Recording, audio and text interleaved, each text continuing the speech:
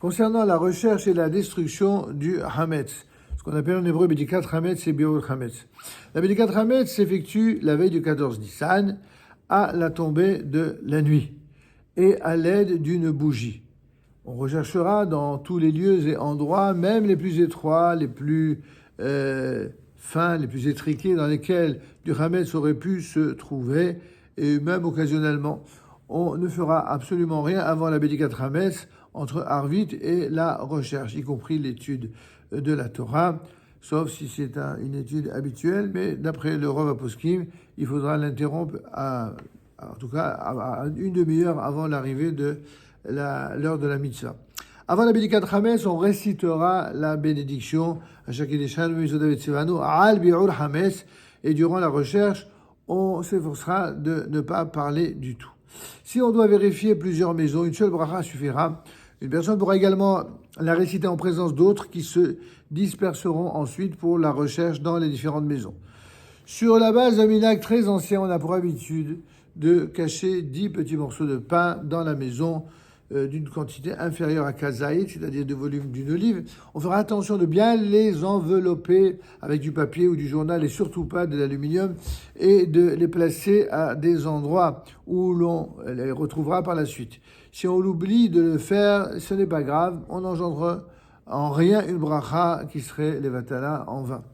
En tout cas, la Bédikat Hametz se fera impérativement à l'aide d'une bougie et uniquement d'une bougie et aucunement à la lumière de la lune, de l'électricité ou autre, comme certains décisionnaires minoritaires l'entrevoient. Le minhag, c'est vraiment les oranel à la lueur de la bougie. Si on omet de procéder à la Bédikat Hametz la veille du 14 Nissan, on recherchera le jour même du 14 également à la lumière d'une bougie et aucunement à la lumière du soleil. La Bédikat Hametz sera précédée d'un ménage qui soit adéquat et qui sera évidemment approfondi. Après la Bédikat Hametz, on annulera l'éventuel Hametz qu'on n'aurait pas vu ou trouvé. Il est évidemment impératif de comprendre la formulation de l'annulation en déclarant Kal Hamira va Hamira de Igabir Shouti de la Hazité Leheve Batil Vehajiv Karafa Dara, à savoir tout Hametz et le vin qui se trouve en ma possession et que je n'ai pas vu, qu'il soit annulé et considéré comme la poussière de la terre. On a pour coutume de l'annuler une seconde fois le lendemain matin à la fin de la 5e heure temporaire avant qu'il ne soit effectivement interdit et à la possession, à la consommation. Dans l'annulation du matin, on récitera la formule suivante. Kal hamir avahamia de kabir shuti de hazité ou de la hazide, de bi'ate ou de la bi'ate leheve batil vehashi kavradara. À savoir, on ajoute simplement que j'ai vu, ou que je n'aurais pas vu, que j'ai brûlé ou que je n'aurais pas brûlé, et bien que ce soit une annulation mentale en quelque sorte pour rompre tout lien de propriété, de possession de ce fameux Hametz. La mitzvah du Biur Hametz se réalise veille de Pessah au début de la 6e heure. On peut nommer un shaliach, un envoyé, pour annuler, ou rechercher et même brûler le Hametz. Ce shaliach devra dire dans la formule Kal Vahamira, etc. Et Birshut, au lieu de dire Birshouté, il dira Birshut au nom de la personne à qui appartient le Hametz. Quelqu'un qui ne se trouve pas chez lui annulera le Hametz là où il se trouvera. De là où il se trouvera, il pourra l'annuler. Si on n'a pas recherché le Hametz la veille du 14 Nissan, eh bien, on le recherchera le 14 dès qu'on s'en rappellera, quelle que soit l'heure. Et si on l'a oublié, on recherchera pendant Pessah. On fera l'abdika pendant Pessah. Si on ne l'a pas fait pendant Pessah, on recherchera même après Pessah. Et pour que ainsi on ne profite pas du Hametz qui aurait persisté durant la fête, aurait été encore dans notre possession. On ne fera pas la bracha sur la recherche du Hametz si on l'effectue après Pessah. Dans les communautés ashkénazes, on ne récitera pas la bracha si on recherche du Hametz en dehors de la veille du 14 Nissan.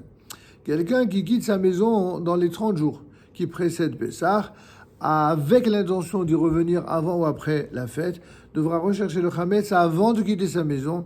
S'il la quitte plus de 30 jours avant la fête, il n'y a même pas l'obligation de faire l'abdikat Hametz. Celui qui a l'intention de rentrer chez lui durant la fête de Pessah devra faire l'abdikat Hametz, même depuis Rosh Hashanah si nécessaire.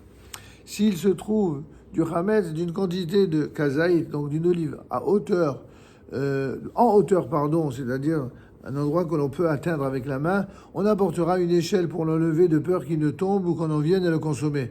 Et s'il s'en trouve dans un puits, il n'est pas nécessaire de l'en sortir, on se contentera de l'annuler. Maintenant, quand on parlait tout à l'heure de hauteur, c'est seulement si c'est à une hauteur, malgré tout, qu'avec une échelle, on peut atteindre, mais si c'est encore au-delà, alors il n'y a pas lieu d'envisager cette crainte. S'il se trouve du Hametz que l'on ne peut pas atteindre du tout, et même avec échelle, on se contentera donc de l'annuler. On ne vendra pas de Hametz, a priori. On veille à se débarrasser totalement du Hametz, quitte à le donner, à l'offrir à des amis qui ne sont pas juifs. Mais si on détient une très grande quantité de Hametz et que l'on ne peut pas terminer avant Pessah, alors pour éviter ce qu'on appelle l'Efsed Meroubé, alors c'est pour cela que certains poskim ont envisagé la possibilité de vendre le Hametz que nous faisons nous-mêmes pour les fidèles qui sont dans ce cas-là. Celui qui, malgré tout, doit vendre du Hametz concentrera tout ce Hametz dans un endroit fermé et, si cela est possible, l'entreposera même en dehors de la maison ou dans une cave extérieure. Si on détient du Hametz qui appartient à un juif, alors on devra le détruire avant Pessah. On devra détruire également tout aliment qui est mélangé avec du Hametz, qu'on appelle Ta'arovet Hametz. On pourra conserver une Ta'arovet Hametz qui n'est pas consommable, mais on ne pourra l'utiliser durant Pessah. On pourra conserver également du Hametz ou une Ta'arovet Hametz qui n'est pas consommable par un chien. Et ceux-ci, en tout cas, sont également autorisés à l'utilisation, mais il sera interdit de les consommer. On devra détruire le Hametz même s'il n'est pas consommable par l'homme. Un aliment dont la majorité de la composition est faite de Hametz est considéré lui-même comme du Hametz. Concernant les fameux dentifrices, les baumes pour les lèvres, ainsi que les rouges à lèvres, ils devront a priori évidemment être cachers les Pessah. De même, il sera préférable que le liquide vaisselle le soit aussi. Le whisky, la bière, la vodka, tous ces alcools sont du Hametz complet. On fera attention bien sûr aux autres alcools et on n'achètera que ceux qui sont cachers les Pessah.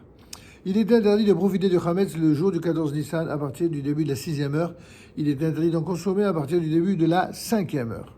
Si on trouve du Hametz pendant Pessah, eh bien, on le sort de la maison et on le brûle sur le champ. Si cela se passe pendant Yom Tov, c'est-à-dire les 2 premiers jours de fête ou les 2 derniers pour Chutz La'aretz, ou alors le premier ou dernier pour Israël, eh bien, ou alors si ça arrive même pendant Shabbat, on le couvrira à l'aide d'un ustensile et on ne le brûlera que dès la fin du Shabbat ou de Yom Tov. On aura le droit de consommer après Pessah du Hametz ayant appartenu à un non-juif, mais pas ayant appartenu à un juif. En effet, du Hametz appartenant à un juif qui n'aurait pas été vendu pendant Pessah sera strictement interdit, et ce, aussi bien au profit ou à la consommation, même par inadvertance, c'est dagig, mais shogeg en hébreu, ou par force, c'est-à-dire de façon qui a été imposée. Quoi qu'il en soit, si on trouve du Hametz chez un juif après Pessah, il sera interdit à la consommation, même s'il a été annulé. Celui qui ne consomme pas de kitniyot, les fameuses légumineuses, pourra en consommer des fraîches, comme par exemple les petits pois ou les fèves, car elles sont considérées à cet état comme des légumes. Les huiles qui sont faites à base de kitniyot, mais aussi le chocolat, les noix, en tout genre, sont autorisées. On pourra conserver les kitniyot à la maison durant Pessah, même pour ceux qui ne les consomment pas. En tout cas, il n'y a pas d'interdiction de les posséder. Si des kitniyot se mélangent à un mets, celui-ci ne sera pas interdit à la consommation. On fera attention de n'acheter que des produits sur lesquels sera imprimée la mention kasher le Pessah, et on ne fera pas confiance aux étiquettes qui sont collées sur les emballages, puisque les industriels se permettent dans ce domaine des légèretés. Il faudra bien savoir où l'on achète, de qui on achète, et quelle est la hashgacha ainsi que l'on achète.